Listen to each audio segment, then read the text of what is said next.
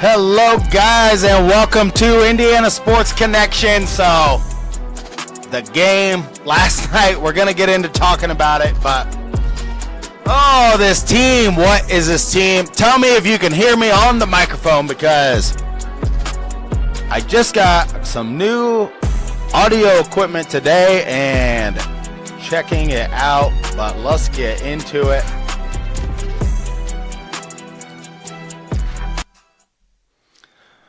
All right, so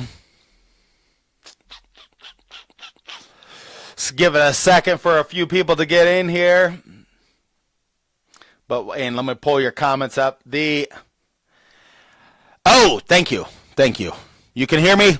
Thank you very much. Yes, just got actual XLR cables and things today at Sweetwater. So I love having Sweetwater sound right here in Fort Wayne, because if you want guitars, cellos, an oboe, a grand piano, I just love walking through that place. But let's get into talking about the Indiana Hoosiers.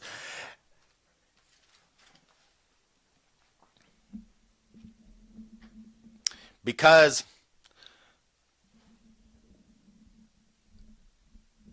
let me adjust this a little bit.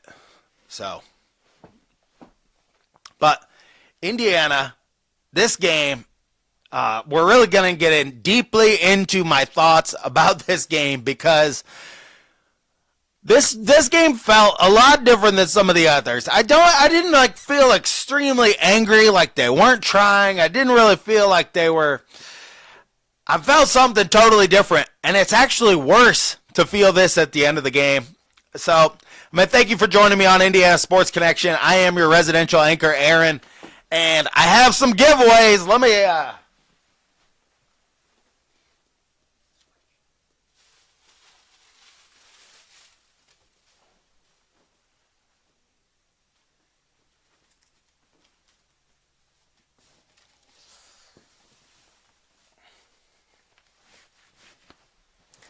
And I was running behind today. My mom is in town from Florida, so we're at the mall.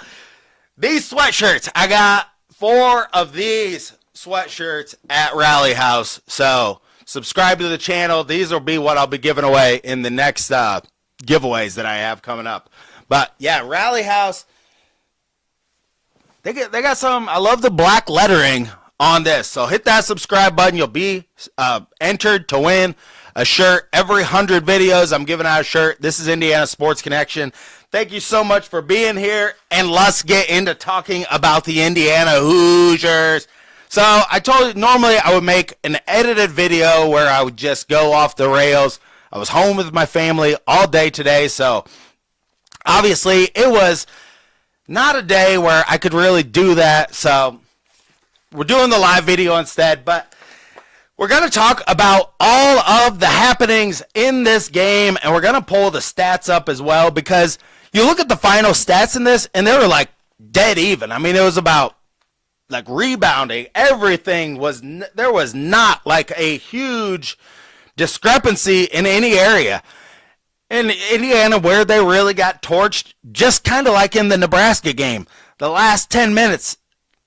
And one of the most egregious plays that really drove me nuts is Barnheiser, he's backing the guy down in, backing the guy down in, backing the guy down in. You know, it's he's going to go to the post-up move or kick it out to the 3 ball, and all of our guys get caught ball watching, or just, we're just not ready at times on defense. Guys are just, can get lulled to sleep. That was one play. Why it drove me crazy so much is because it's guys getting lulled to sleep out there. Boom. Screener comes in, chucks it out to the 3-point line. Ty Berry out there, wide open for a 3-pointer. He hit 3 in the second half. Berry did, and that was just killed us. I mean, those threes, and they were wide open. I also want to say one other thing. I went back and rewatched the first half of the game. We did not play much better defense in the first half. Now, Northwestern, it is really bad. Northwestern's not some top level team. I know you're playing on the road, but you give up 54 points in the second half. That's bad defense. The defense in the first half, when I watched it, Northwestern just missed some wide open shots. I mean, they had a few different spots where they had a guy wide open, just on the 3-point line on the block, just missed it. A few times that just happened, and Northwestern really made Indiana pay for the bad defense they played in the first half. There were no adjustments made. And my point of all of this is, how can the coach not really see that? I mean, is he really judging whether or not that Mbako gets there in time on defense or Goody gets there to the 3-point line on defense? Is he judging whether or not they get to the line, get out there, and cover them? I mean, when the guy catches the ball at the 3-point line, if you're not right up on him, the shot's going up. I mean, with a lot of these teams, and it's going to be like that with most teams you play are going to shoot a certain amount of 3-pointers. But let's look at the stats here a little bit. Just because Mbako, that's one real big positive. The positives in the game, and the positives for Indiana, if you notice, they are what is wrong with this team? They do not play well together. It's like Ballo, he had great passing in this game. His passing was really great. He had 4 assists at least that I could count where I'm like, yeah, that was incredible. How he was passing the ball out of the post. And Mbako played a lot more aggressive, but his defense was god-awful in this game still. That's where this team can't really come together. It's you have to choose one thing or the other. You either have Leo on the court, who has less athletic ability, but he's going to give you something. He's going to try on defense. But Leo, I mean, God, how long has it been since he took a shot? Because the one shot he took, man, that was a straight-up air ball. But my point is, I like Leo. He's a great Indiana player. He tries hard. But he's not, if you can't get the talent of Mbako to buy into defense, then what do you really have? You got to play a guy who's less talented, because it's we're going to get to a bunch of the comments here in just a second. But that is one of the takes I have on this team is just, if you could go back to, there were many people that back in June, July, and me, myself too, I could not see Luke Goody starting on this team. I could not see Anthony Leal starting on this team. Goody and Leal are starting on this team. I mean, that tells you that a lot of our other guys, and Bryson Tucker didn't play in this game. I'm not really sure. He has a kneecap injury, they said, but he was suited up and assumed that he would play. But Renew makes his comeback, and I could not be more disappointed with the timing that Mike Woodson put him in the game. I mean, this is what, in my notes, this is when I really thought that this game was going to turn. And these are the last notes I took, because I was Ty Berry hit a 3. Rice had a really nice steal that made the game 47-49. And there was a point there when it was 47-49, 54-52. And you're really thinking, okay, this is it. Indiana really just needs make a final push here. You could tell our players are more talented, but Barnheiser, Martinelli, these guys, they play tough as nails. That's the difference. I mean, the difference is, God, that guy did a face plant right on the freaking floor. It was just got up like he was fine. I mean, and they said he got his teeth knocked out last week, but it's just the toughness is the X factor. When it comes to defense, when it comes to everything with this group, that's what's going to get them over the hump. I dare I say, Mike Woodson, you got to get these guys doing some gritty type shit. You need to get them practicing outside on a 0-degree day, running up the side of a mountain or something, or doing something. You got to do gritty crap in your life. Go detail a deer or something like that to actually be a gritty person. You can't sleep in and eat pancakes every day and be tough. I'm sorry. We all want to do that, me included. Hillbilly Monkey, we're always eating pancakes over here, but man, that was like the timing when he brought Renew in, and Renew was so rusty and his shots weren't falling. And Renew, when they interviewed Mike Woodson on the sideline too, I thought, well, like Renew's not a great defender. Like all the things he was saying just really showed that he has no clue the type of player Renew is. He is an offensive player. He is a guy that can put the ball in the basket. Other than that, on defense, he is a turnstile. I mean, he turns the ball over a lot. He's sloppy with the ball. He puts the ball on the deck when a double team is like right on him.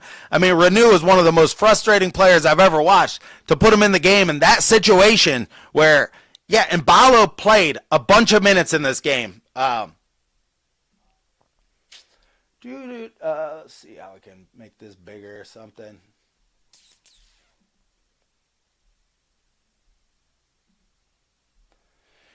Here we go. So, yeah, Ballo ended up 5 of 10, and Ballo was 7 rebounds, and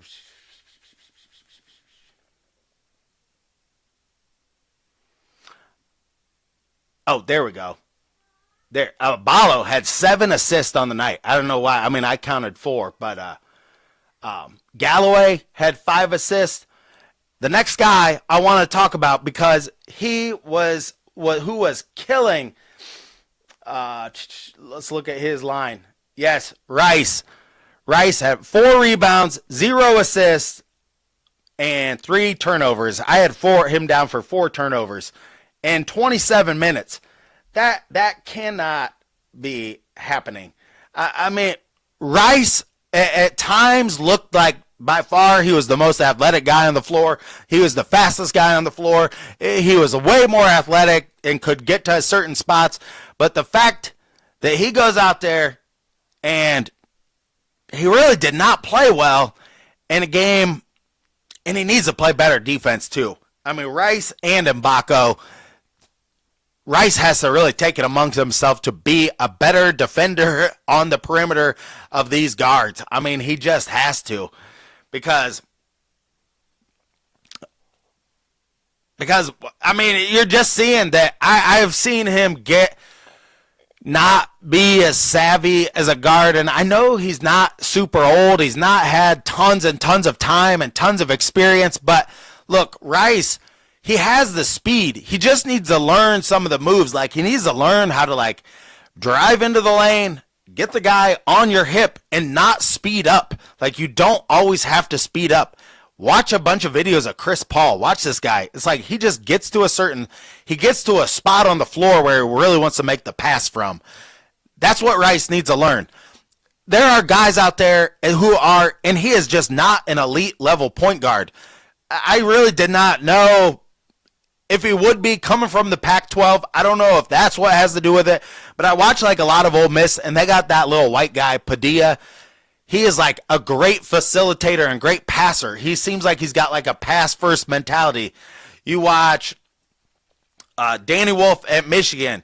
You watch Chucky Hepburn is one guy who is just like a dog that I love to watch.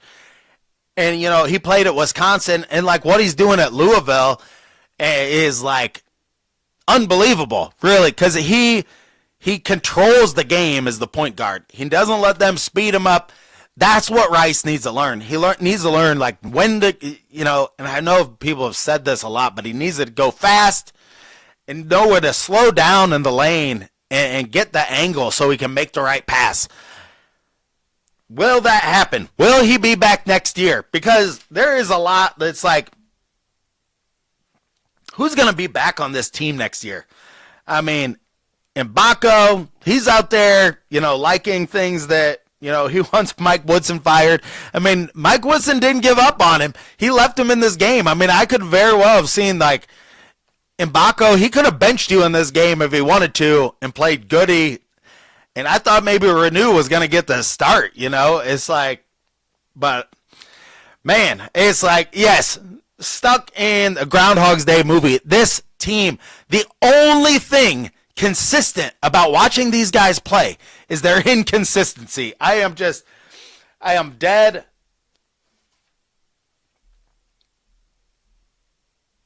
Let's go look at some of your comments here.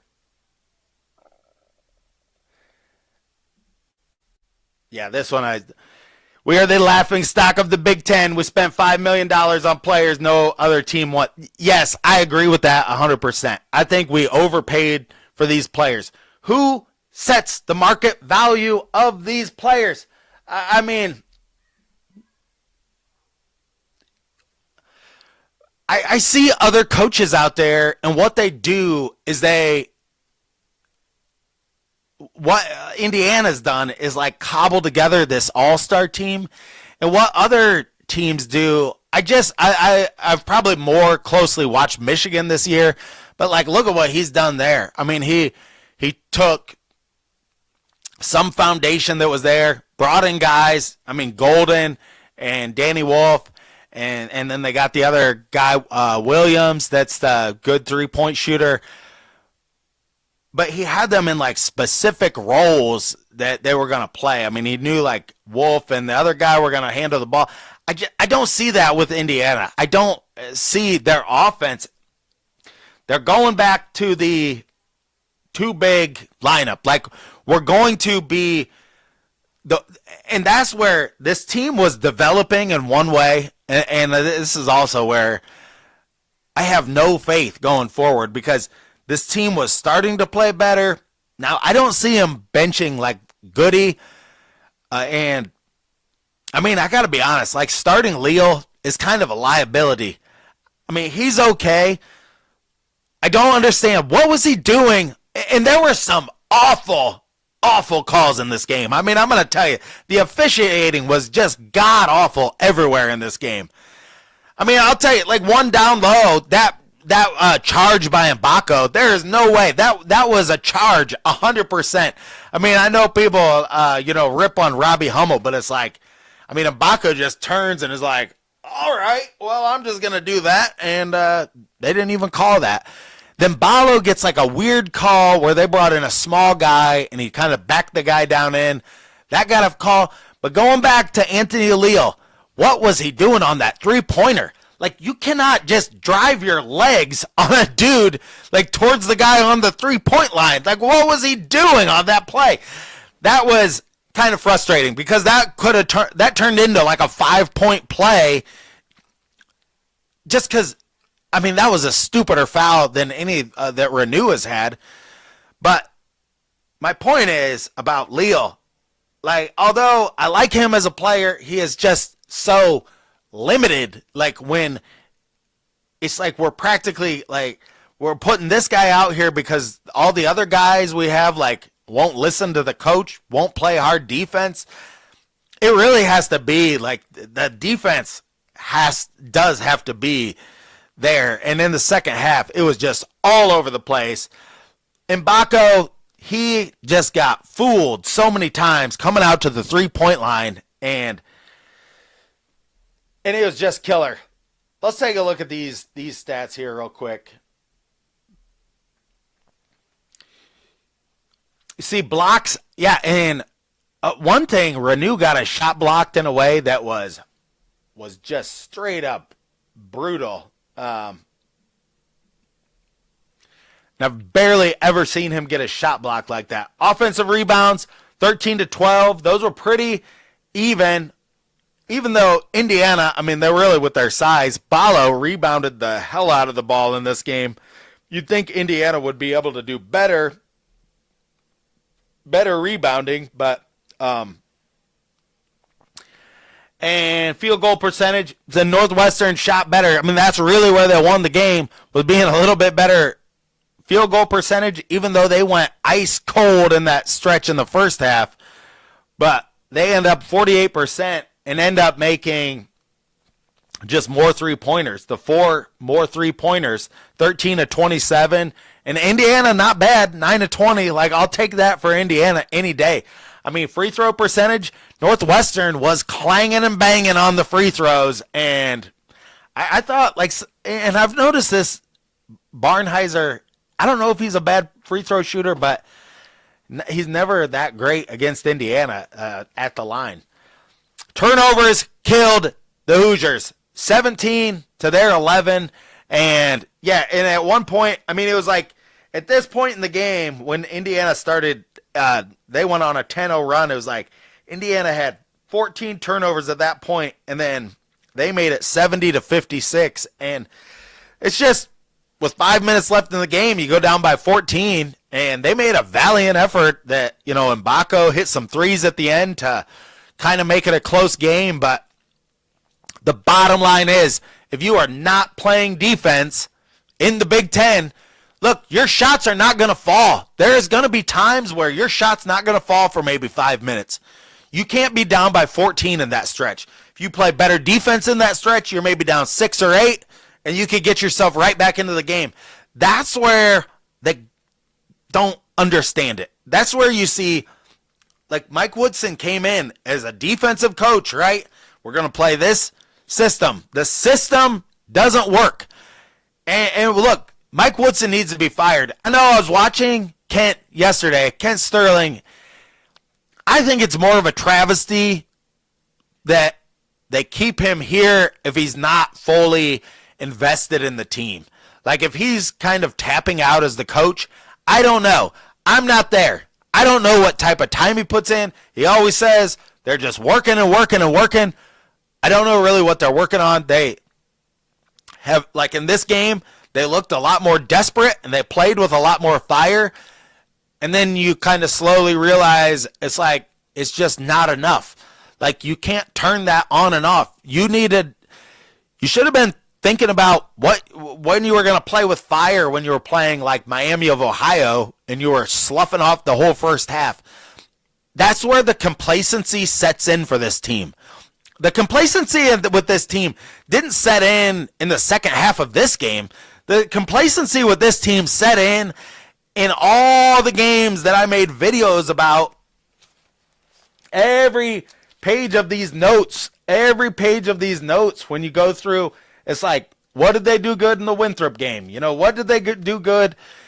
They played a lot of those games and did not play for long stretches against bad teams.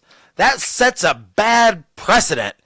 It's not whether or not you tried hard and won the game. It's whether or not you tried hard 100% of the time, the entire time you were out there, no matter who you were playing.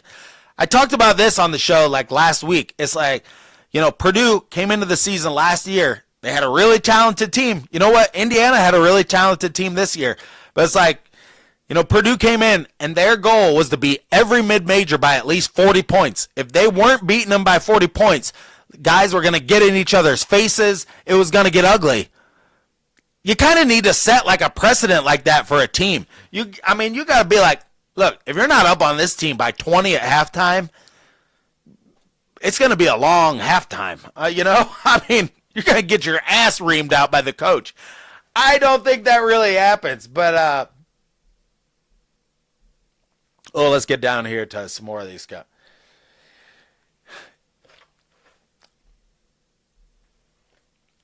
We bitch because we care, because we want to win. We've been doing bad hire. I really just think we got 2 bad coaching hires. Like Archie Miller was just banging his head up against banging his head against the wall for 4 years, and you could just tell. And he dealt with, the COVID and this. I don't make any excuses for him because he could have been fired after year 2, really. Now that I look back at it, he should have been fired after year 2. And, they kept him for 4 years, and then we parlayed that into another coach who doesn't know college basketball but knows a little bit about NBA basketball and is turning Indiana into just a laughing stock of cobbling talent together that just does not want to try hard. That is how this team will be remembered. It's like the most talented team that just didn't want to play defense, Every guy kind of like has their own little highlight game. That's kind of how this season's gone. If you go through game by game, it's like, Miles Rice has his 20-point game, and then, Mbako had his 20, 30-point games. It's like they're just a bunch of like square pegs going into round holes all over the place. And yeah, it is. I like this. Mike is clueless. He was hired. Oh, let's get this comment off of here. We need a night IU guy. We need a night and IU guy make people happy. I'm not quite sure. Well, they brought in a night IU guy, and it's all right. I'm gonna back off from the microphone. I definitely have to adjust this because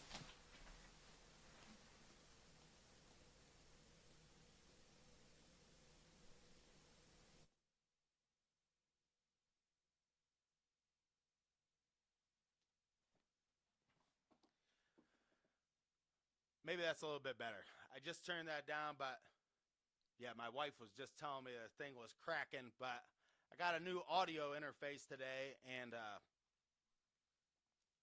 working on the volume on these microphones over here. But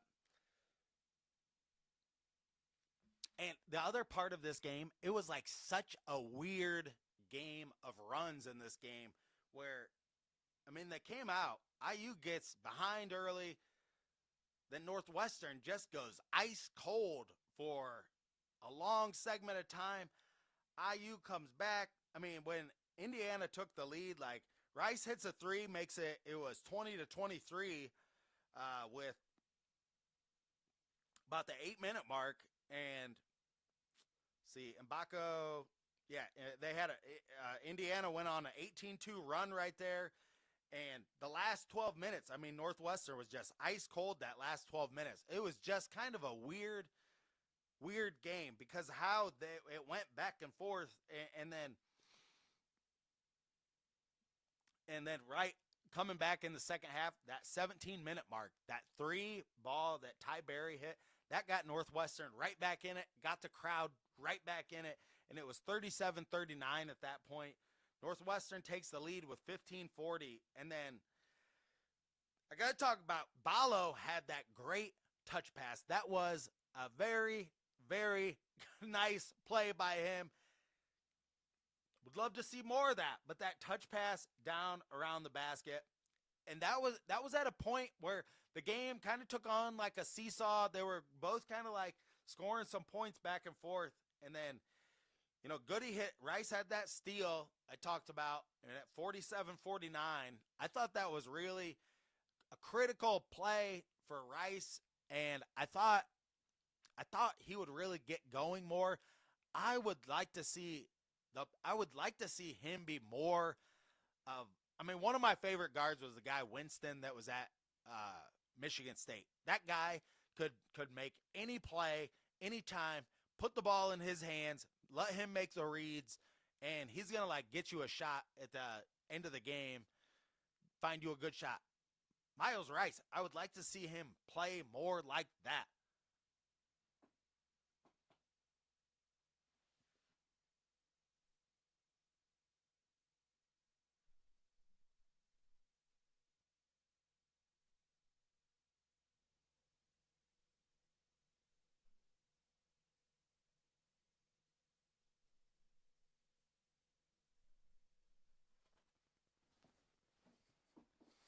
All right, all right. Now no sound.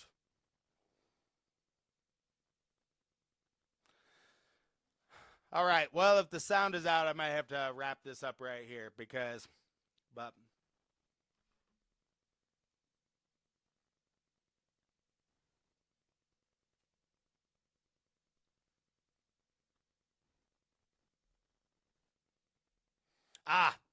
thank you, Robert. All of these adjustments, and I still have to get in this.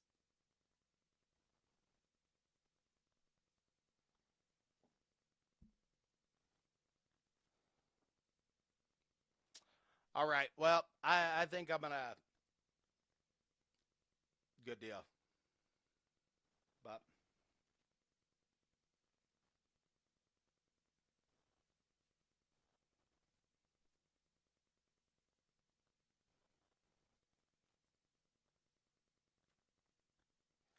hello, hello, hello.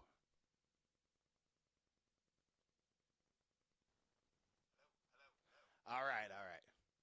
Good deal. All right. Well, thank you for that. It's I'll tell you, all of this stuff, doing this stuff on here, like audio interfaces, all this stuff, it gets complicated, and I am not like a sound engineer. Thank you, Robert, but I'm just gonna keep all these volume levels at this level now and never touch them again. But this game, the reason why this game was so disappointing to me in a different type of way, and this is what I was talking about at the beginning, because I think I'm really starting to realize it's like this team, they just aren't that good. They just aren't. Like, I think Rice has a long way to go to be somebody like a Winston, that played at Michigan State. I mean, he's just not that elite guard. Like Chucky Hepburn would have been a player who could have come in and been like that really dynamic player. But a lot of guys like that, I don't want to blame Mike Woodson, but I mean, for some reason, they're not coming here. The guys we got were kind of like, I don't know. I mean, the more time goes on, it's like we just kind of got these last second at the end of the road guys. It didn't seem like that when we got them. When we got these guys, it seemed like, oh yeah, like these are like the most talented guys in the portal. Like Balo is the number one guy in the portal, and I mean, really, like that Vlad Golden is the guy who I just think you need a center these days who, although Balo can be a good rim protector, I think he's a good passer. I think he's really playing like in times. You look at what he did at Arizona State, he was never given this many opportunities to have the ball in his hand. So I do think he wanted to prove himself somewhat that like he could be more of a playmaker, play more than 25 minutes a game. But then you got to put the work in. If you want to play 35 minutes a game, Trace Jackson Davis could do it. He was in phenomenal shape, and he could run the floor 40 minutes a game. And Balo can't do that. Like, you got to prove it. Nobody's just going to – I think people think, oh, they're just going to come here. They got this money. Somebody's just going to hand you something. You just put that prestigious Indiana uniform on like, oh, yeah, I'm playing at Indiana. And it's like, no. I mean, that's not what it's about. You got to put the hard work in first. I mean, you got to be more dedicated to your craft. I don't know any of these guys. I'm not at their practices. It's really hard. All of our determinations are made by, watching them in games, watching what they do, the stuff that comes out on social media, and like hearing about if somebody like Fanta or different people like go to a practice, hearing what they say about it. Now, I will say this, that Fanta said about Mike Woodson's practices is like he tries to control everything. He runs the whole practice. And I will tell you from people, I know a guy that my dad does sales with that has gone to many Matt Painter practices. And actually, like Kurt Signetti's practices are this way. You got like realize when you got to delegate as the head coach. I mean, there are little jobs out there that you can have the other coaches working on. You got to do that because time is of the essence of these games. I mean, you look at these games coming up and it's like you have a few days to game plan, for Maryland. I mean, in college basketball, it comes quick. It's not like the NFL where you got a week to prepare. I mean, you're not playing as often, but the fact that most of these coaches have been in the Big Ten for a long time and they've already game planned against a lot of these players and different things. Now, Mike Woodson should be getting better, but you're 0-5 against Northwestern. Okay, you have now 4 years experience coaching college, and we know that you can't beat Northwestern in 4 years of being here. Yeah, it was important you beat Purdue. But what would you rather do? I mean, yeah, I love to beat Purdue, but it's like you got to, I don't know. You got to, you still can't let up against the bad teams. I hate losing to Northwestern and Penn State every year. I'm so glad we beat Penn State this year. But actually, you look at Penn State, they've been losing a lot of games. So that win against Penn State is now losing value if they turn out to be a complete crap show, and Yeah, it's all mental, fundamental. I mean, it's all mental. That is that is my point. I mean, all sports, I don't think we delve into the mental side of it all. Great coaches realize can you got to be crazy to be a great coach. And you also have to be know how to mess with people's minds mentally to be a great coach. You got to like every person has something different that makes them tick. I mean, when you really think about it. Like it's just you got five guys out there. They're all going to have different vices. They're all going to have different lives. They're all going to have different backgrounds. You got to like really dive in with these types of kids. I just think you need to have more like in-depth training and teaching, and it has to be more like I don't care. I don't care if you got to put guys in a defensive stance and say, look, if your leg's not at a 90-degree angle, I mean, I know I had basketball coaches do that to me. It's like if the back of your leg is not at a 90-degree angle, you're going to come by with a yardstick and like slap you on the back of the leg with a yardstick. I don't know. I don't think guys do that in coaching at all anymore. I know that Bob Knight did that when he was coaching here, but I'm sitting here, I'm rambling on and on. Yes, James, yes. Moving. That's the other thing. Nebraska is not even that good. They have been losing games. Now, they could definitely turn it around. I mean, I think Hoiberg is a good coach, and he gets a lot out of his players, but losing to Nebraska, like getting blown out by Nebraska again this year. These, like, things just are killer.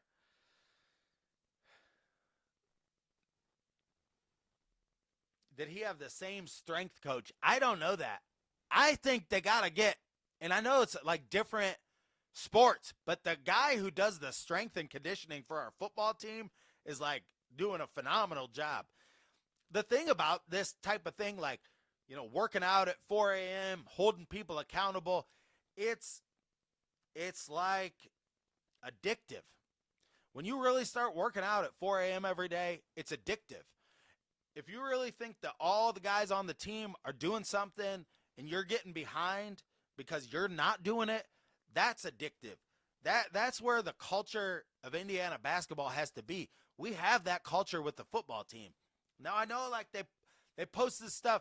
No, the strength and conditioning coach is that guy. He's like he's big guy, and I do not know his name, but he's not the same guy because he was in those Instagram videos they were putting online over the summer, and um so yeah, it's a different guy. But they showed all that stuff they were doing over the summer. You got to really have like strong work ethic. I'll tell you, any of these guys should read stuff about Kobe Bryant. There's a guy that didn't have any great vertical leap. He had like a 38 vertical leap. He had average size hands, average athletic ability. This dude just devised a plan where it's like he just worked out at 4 a.m. He thought if he could work out 3 times in a day that he would get so far ahead of other people, and that's exactly what he did. He would work out morning, noon, night, do 3 workouts, put up like 500 shots in between those times, and he just outworked people. He climbed up a mountain of work where other people are sleeping in and eating pancakes. That's got to be part of the culture. That's the type of thing that's addictive to players, to coaches, to everybody. And when everybody's buying into that and really buying into the strength and conditioning, that's going to help your defensive performance. I mean, strength and conditioning in basketball, that's one thing. Like when I watch Ole Miss and I watch a lot of their games, they play such good defense down around the basket because they got some guys that are just have now Ibaka's got broad shoulders and he's a strong dude, but he doesn't stick his nose out there and stop a guy. I mean, he doesn't slide his feet. He doesn't move his feet to get his feet in front of a person to get physical with them when they're going to the rim. I mean, hey, you can always just, the guy's going up for the shot, just foul him real hard. I mean, that's always what I would do. I mean, you know you're going to get the foul. Might as well just make him feel it. I mean, you can't make it look that obvious, but just go for the ball and just foul the guy real hard. I mean, sometimes you don't even see that level of just, that's a fundamental play right there. Like, just, you know the guy's going to put in a bunny shot. You know you got a foul to give. You know you haven't caused any fouls, and it's like midway through the second half. Just hack him. You know, I mean, I don't know. Like, you got to make it difficult and physical. And then when guys go in there again, they're like, yeah, that dude just freaking hacked me the last time and pummeled me. So it's like, man, like, that's where these guys just have to buy in.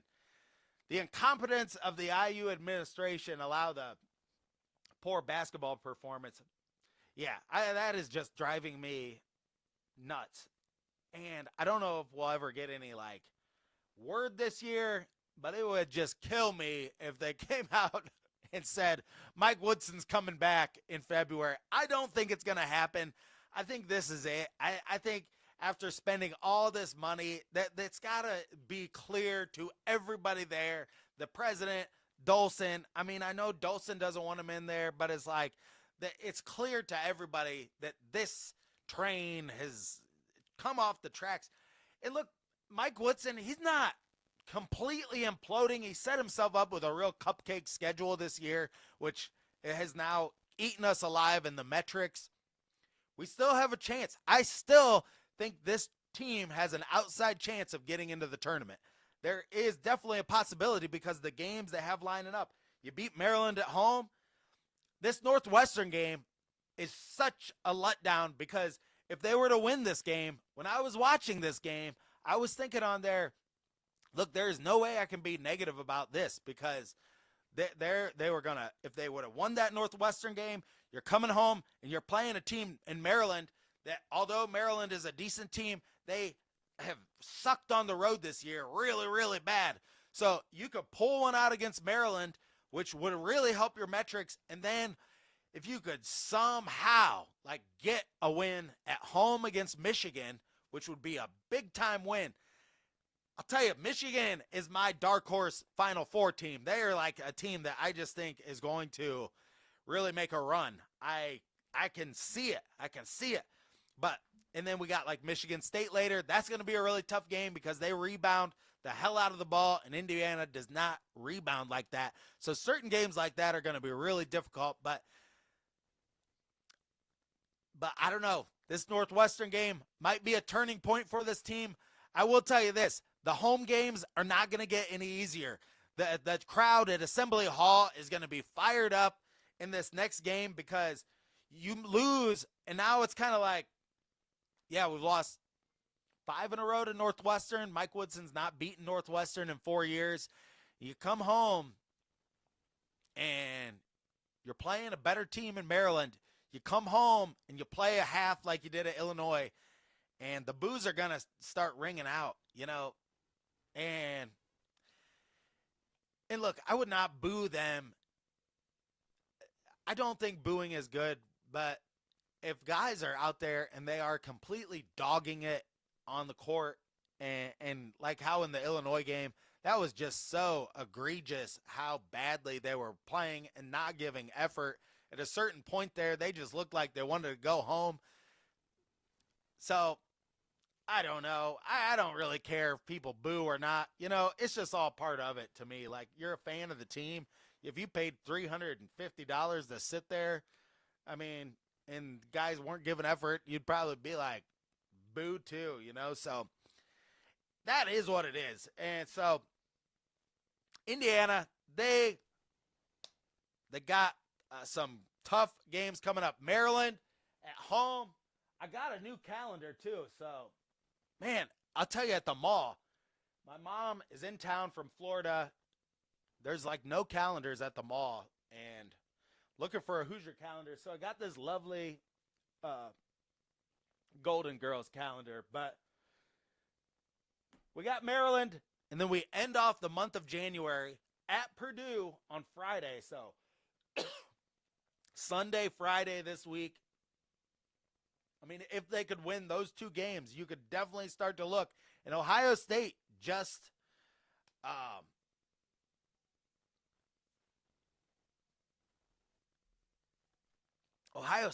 pulled out that game at Purdue. So it's totally possible. And we know Indiana with Hood Schifino. We won there one time. We don't have a Hood Schifino on this team, but it's going to be interesting. But I'm losing faith in this team. I would just love to see them play a better game at Maryland. But I think all of our hopes and dreams of Mike Woodson not being here next year are definitely going to happen. So, but thank you guys so much for joining me on this episode of Indiana Sports Connection today. And until next time, stay classy out there, Hoosier fans.